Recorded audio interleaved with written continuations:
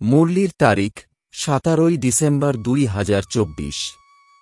মুরলির শিরোনাম, তোমরা বাবার কাছে এসেছ নিজেদের সৌভাগ্য তৈরি করতে, সেই সব বাচ্চাদেরই পরম সৌভাগ্য, ঈশ্বর যাদের সবকিছু স্বীকার করেন।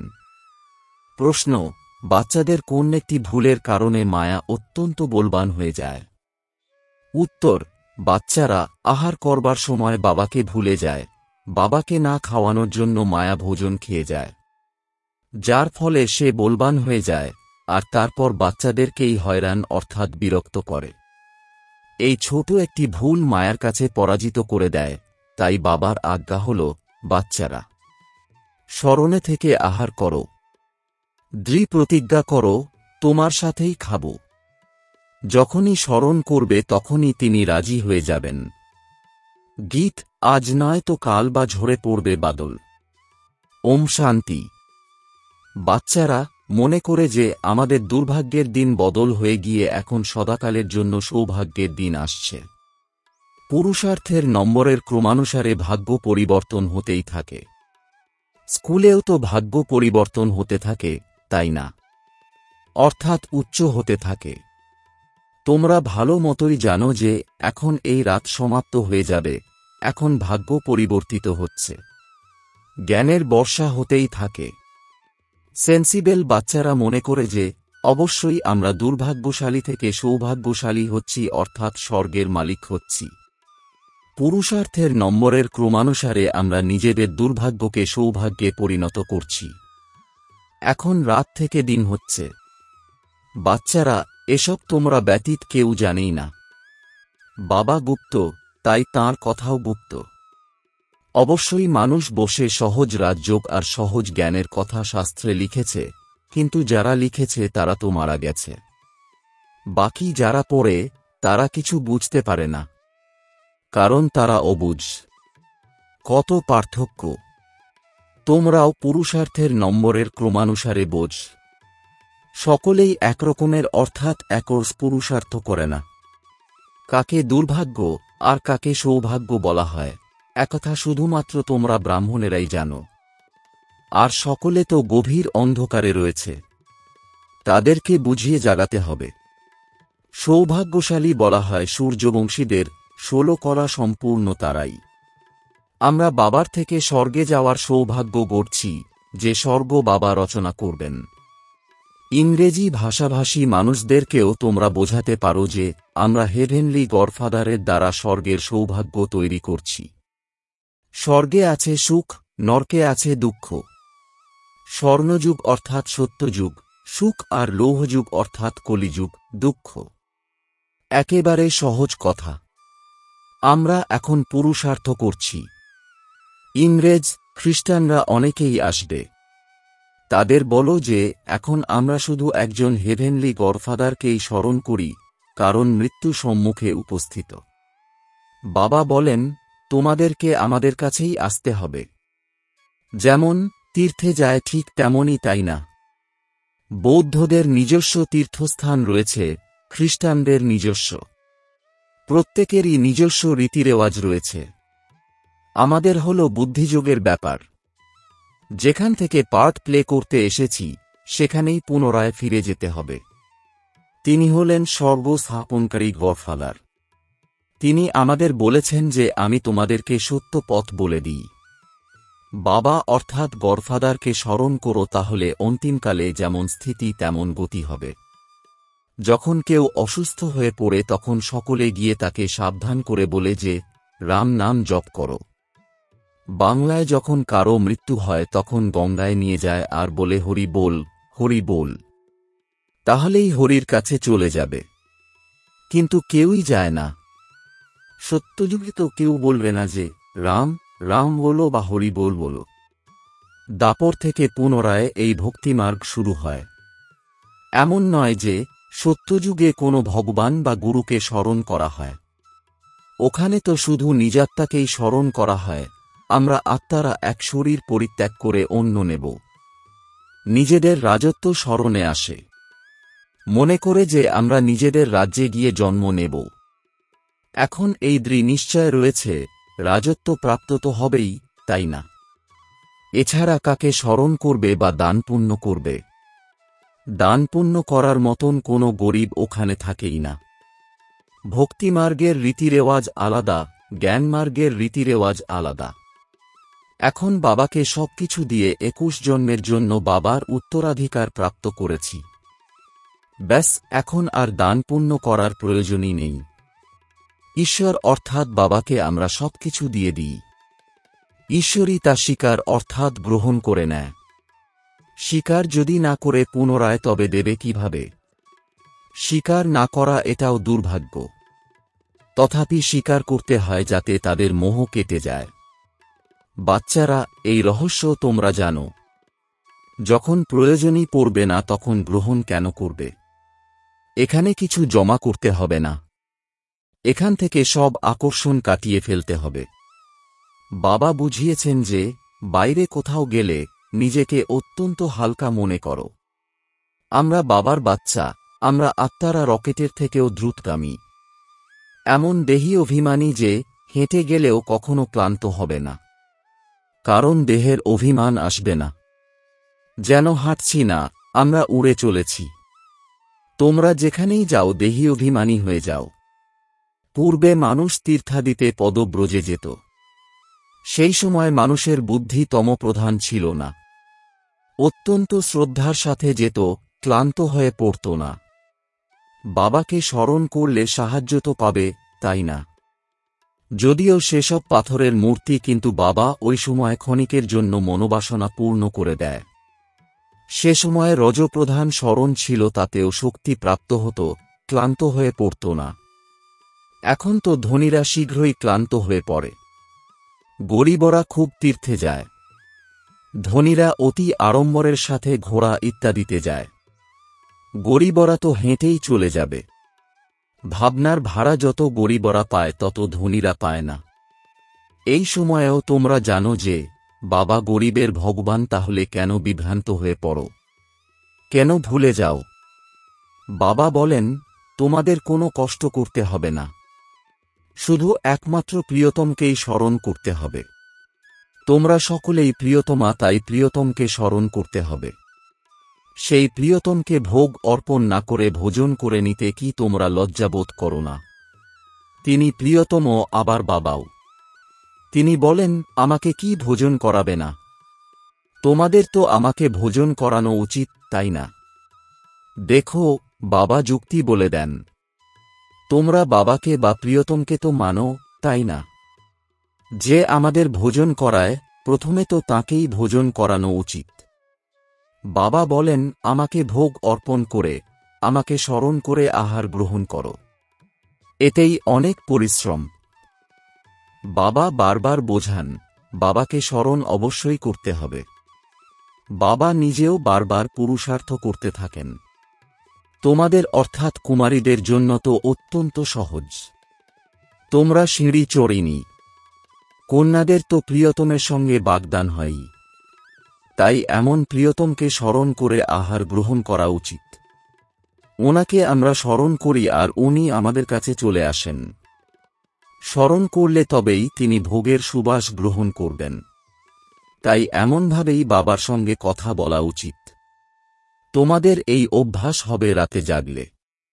অভ্যাস হয়ে গেলে তখন দিনেও স্মরণে থাকবে।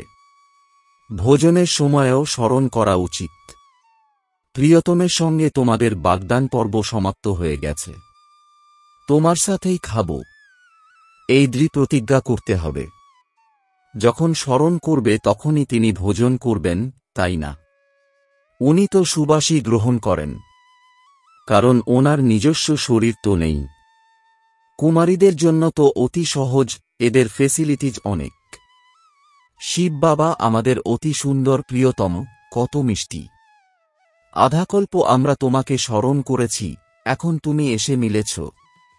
আমরা যা খাচ্ছি তুমিও তা খাবে। এমনও নয় একবার স্মরণ করেছি, ব্যাস, পুনরায় তোমরা নিজেরা ভোজন করতে থাকো। ওনাকে ভোজন করাতে ভুলে যাও। ওনাকে ভুলে গেলে আর ওনাকে আর পাবে না। অনেক জিনিসই তো খাও, খিচুড়ি খাও, আম খাও, মিষ্টি খাও। এভাবে শুরু থেকে স্মরণ করে পরে স্মরণ করা কি বন্ধ করে দেবে? না, দেবে না। তাহলে সব জিনিস তিনি কি করে খাবেন? প্রিয়তম যদি ভোজন না করে তাহলে মাঝে মায়া এসে তা খেয়ে যাবে, ওনাকে খেতে দেবে না। আমি দেখি যে মায়া খেয়ে বলবান হয়ে যায় আর তোমাদের পরাজিত করে। বাবা তোমাদের যুক্তি বলে দেন। বাবাকে স্মরণ করো, তবেই বাবা বা প্রিয়তম সম্পূর্ণ সহায় অর্থাৎ রাজি হয়ে যাবেন। তারা বলে, বাবা তোমার সঙ্গেই বসব, তোমার সঙ্গেই খাব। আমরা তোমাকে স্মরণ করে খাই। জ্ঞানের মাধ্যমেই তোমরা জেনেছ যে তিনি তো সুবাস অর্থাৎ শুদ্ধ ভাবনাই গ্রহণ করবেন। এ তো লোন নেওয়া শরীর। স্মরণ করলে তিনি আসেন। তোমাদের স্মরণই সবকিছুর আধার। একে যোগ বলা হয়, যোগেই পরিশ্রম। সন্ন্যাসী ইত্যাদিরা কখনো এভাবে বলবে না। তোমাদের যদি পুরুষার্থ করতে হয় তবে বাবার শ্রীমতকে নোট করো। সম্পূর্ণরূপে পুরুষার্থ করো। বাবা নিজের অনুভব বলেন, যেমন কর্ম আমি করি, তুমিও তেমন করো, আর সেই কর্মই তো আমি তোমাদেরকে শেখাই। বাবাকে কর্ম করতে হয় না। সত্যযুগে কর্মভোগ করতে হয় না। বাবা অত্যন্ত সহজ কথা বোঝান। তোমার সঙ্গেই বসব, শুনব, তোমার সঙ্গেই খাব। এ তোমাদেরই গান। প্রিয়তম রূপে বা পিতারূপে স্মরণ করো। গায়নও রয়েছে, তাই না? বিচারসাগর মন্থন করে জ্ঞানের পয়েন্টস বের করতে হবে। এই অভ্যাসের দ্বারা বিকর্ম বিনাশ হবে, সুস্বাস্থ্যের অধিকারী হবে। সমগ্র দুনিয়াই তো আর স্বর্গের মালিক হবে না। এও হিসেব নিকেশ। বাবা অত্যন্ত ভালোভাবে বোঝান। এই সঙ্গীত তো অবশ্যই শুনেছ যে আমরা এখন আধ্যাত্মিক যাত্রায় চলেছি। যাত্রায় আহারাদি তো করতেই হয়। প্রিয়তমা প্রিয়তমের সঙ্গে, সন্তান তার পিতার সঙ্গে ভোজন করবে। এখানেও এমন হবে। তোমাদের প্রিয়তমের প্রতি যত মনোযোগ বাড়বে, ততই খুশির পারদ চড়তে থাকবে। নিশ্চয় বুদ্ধির বিজয় হতে থাকবে। যোগ অর্থাৎ দৌড়। এ হল বুদ্ধির দৌড়। আমরা হলাম স্টুডেন্ট, টিচার আমাদের দৌড়নো অর্থাৎ স্মরণের যাত্রা শেখান। বাবা বলেন, এটা ভেবো না যে দিনে শুধু কর্মই করতে হবে। কচ্ছপের মতন কর্ম করে পুনরায় স্মরণে বসে যাও। ভ্রমর সারাদিন ভুঁ ভুঁ করে। তখন কেউ উড়ে যায়, কেউ মরে যায়, সে তো এক উদাহরণ হয়ে যায়। এখানেও তোমরা ভুঁ ভুঁ করে নিজসুমো তৈরি করো। এর মধ্যে কারো ভালো লাগে, কেউ নষ্ট হয়ে যায়, কেউ অসম্পূর্ণ রয়ে যায়, ভাবন্তি হয়ে যায়, পুনরায় গিয়ে কীটে পরিণত হয়। এইভাবে ভুঁ ভুঁ করা অত্যন্ত সহজ। মানুষ থেকে দেবতা হতে বেশি সময় লাগে না। এখন আমরা যোগযুক্ত হচ্ছি, দেবতা হওয়ার জন্য পুরুষার্থ করছি। এই জ্ঞানই গীতায় ছিল। তিনি মানুষ থেকে দেবতা বানিয়ে গিয়েছিলেন। সত্যযুগে তো সকলেই দেবতা ছিল। অবশ্যই ওনাদের সঙ্গম যুগেই এসে বাবা দেবতা বানিয়েছিলেন। ওখানে দেবতা হওয়ার জন্য যে যোগ করা হয় তা শেখানো হবে না। সত্যযুগের প্রারম্ভে দেবী দেবতা ধর্ম ছিল আর কলিযুগের শেষে আসুরী ধর্ম। একটা শুধুমাত্র গীতাতেই লেখা রয়েছে। মানুষকে দেবতায় পরিণত করতে বিলম্ব হয় না, কারণ এইম অবজেক্ট তৈরি করাই থাকে। ওখানে সমগ্র দুনিয়ায় এক ধর্ম হবে। সমগ্র দুনিয়াই তো হবে, তাই না? এমন নয় যে চীন, ইউরোপ হবে না, হবে কিন্তু সেখানে মানুষ থাকবে না।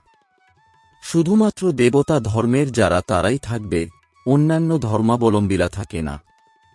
এখন হল কলিযুগ। আমরা এখন ভগবানের সাহায্যে মানুষ থেকে দেবতায় হতে চলেছি। বাবা বলেন, তোমরা 21 জন্মের জন্য সদা সুখী হয়ে যাবে। এতে কষ্টের কোনো কথা নেই। ভক্তিমার্গে ভগবানের কাছে যাওয়ার জন্য কত পরিশ্রম করেছি। বলাও হয় যে নির্বাণধামে চলে গেছে। এমন কখনো বলা হয় না যে ভগবানের কাছে চলে গেছে। বলা হবে স্বর্গে গেছে। একজন চলে গেলে তো স্বর্গ তৈরি হবে না। সকলকে যেতে হবে। গীতায় বর্ণিত রয়েছে যে ভগবান হলেন কালেরও কাল, মহাকাল। মশার ঝাঁকের মতো সকলকে ফিরিয়ে নিয়ে যায়। বুদ্ধিও বলে যে চক্র পুনরাবৃত্ত হয়। তাহলে সর্বপ্রথমে অবশ্যই সত্যযুগীয় দেবীদেবতা ধর্ম রিপিট হবে, পরে আবার অন্যান্য ধর্ম রিপিট হবে। বাবা কত সহজ করে বলেন, মনমনা ভব। ব্যাস ৫,০০০ বছর পূর্বেও গীতার ভগবান বলেছিলেন, প্রিয় বাচ্চারা, যদি কৃষ্ণ বলে তাহলে অন্যান্য ধর্মাবলম্বীরা কেউই শুনবে না। ভগবান বললে তখন সকলেরই মনে হবে যে গডফাদার হেভেন স্থাপন করছে, সেখানে পুনরায় আমরা গিয়ে চক্রবর্তী রাজা হব। এতে কোনো খরচাদির কথা নেই, শুধু সৃষ্টির আদিমধ্যান্তকে জানতে হবে। বাচ্চারা, তোমাদের বিচারসাগর মন্থন করতে হবে। কর্ম করতে করতেও রাতদিন এমন পুরুষার্থ করতে থাকো। বিচারসাগর মন্থন না করে বা বাবাকে স্মরণ না করে শুধু যদি কর্ম করতে থাকো, তবে রাতেও সেই চিন্তাভাবনা মনের মধ্যে আসতে থাকবে। যে বাড়ি তৈরি করে তার বাড়ির চিন্তাভাবনাই চলে। অবশ্যই বিচার সাগর মন্থন করার রেসপন্সিবিলিটি এনার অর্থাৎ ব্রহ্মার উপরে। কিন্তু বলা হয় কলস লক্ষ্মীকে দেওয়া হয়েছে, তোমরাই তো লক্ষ্মী হও, তাই না? আচ্ছা, মিষ্টি মিষ্টি প্রশিক্ষার্থী বাচ্চাদের প্রতি মাতা পিতা বাপদাদার স্মরণের স্নেহসুমন আর সুপ্রভাত। আত্মাদের পিতা তাঁর আত্মারূপী বাচ্চাদেরকে জানাচ্ছেন নমস্কার। ধারণার জন্যে মুখ্য সার: ১. শ্রীমতকে নোট করে পুরুষার্থ করতে হবে। বাবা যে কর্ম করতে শিখিয়েছেন সেটাই করতে হবে। বিচারসাগর মন্থন করে জ্ঞানের পয়েন্টস বের করতে হবে। ২. নিজের কাছে প্রতিজ্ঞা করতে হবে যে আমরা বাবার স্মরণে থেকেই খাবার খাব, তোমার সঙ্গেই বসব, তোমার সঙ্গেই খাব। এই প্রতিজ্ঞা দৃঢ়তার সঙ্গে পালন করতে হবে। বরদান: পবিত্রতার শ্রেষ্ঠ ধারণার দ্বারা এক ধর্মের সংস্কারযুক্ত সমর্থ সম্রাট ভব। এর বিস্তার: বাচ্চারা, তোমাদের সেবা হল সবাইকে মুক্ত করা। তো অন্যদেরকে মুক্ত বানাতে গিয়ে নিজেকেই বন্ধনে বেঁধে ফেলো না। যখন লৌকিকের আমার থেকে মুক্ত হবে তখন অব্যক্ত স্থিতির অনুভব করতে পারবে। যে বাচ্চারা লৌকিক আর অলৌকিক কর্ম আর সম্বন্ধ দুটোতেই স্বার্থভাব থেকে মুক্ত থাকে তারাই বাবার সমান কর্মাতীত স্থিতির অনুভব করতে পারে। তো চেক করো কর্মের বন্ধন থেকে কতখানি নিজেকে পৃথক করতে পেরেছে। ব্যর্থ স্বভাব সংস্কারের বশীভূত হওয়া থেকেও মুক্ত। স্লোগান: যে সরলচিত্ত আর সহজ স্বভাবের হয় সেই সহজযোগী ভোলানাথের প্রিয়। ওম শান্তি।